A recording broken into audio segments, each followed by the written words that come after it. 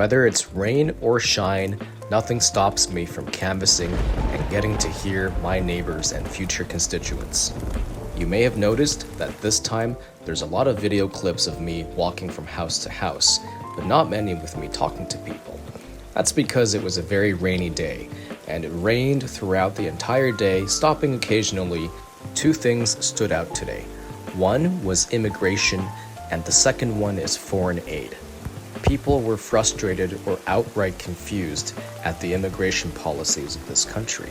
It appeared to be that people were coming into the country without adequate jobs, housing, or hospitals and schools. On the topic of foreign aid, lots of people were confused because we were sending money over to places like Iraq for youth unemployment. While some were confused as to why Iraq was receiving money from Canada to solve Iraq youth unemployment, others were questioning the foreign aid. Could this current government be trusted to give funds to a foreign country, or are people getting kickbacks and somehow making money out of all this foreign aid?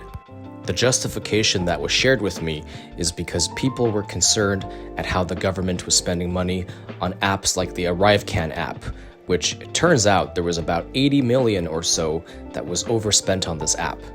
There were a few benefactors, and people are saying that people who did make money off of this app were close friends with people in the elected government.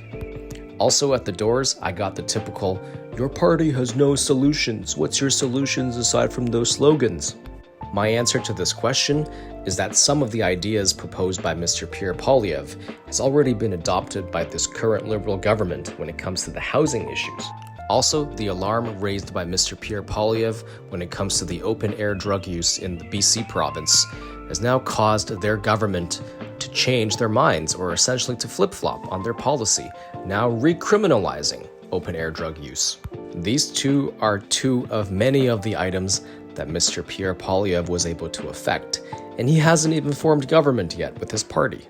Incentivizing municipalities to build housing faster and also banning the open-air use of illegal drugs and hard drugs seems like common sense is coming back to us once again.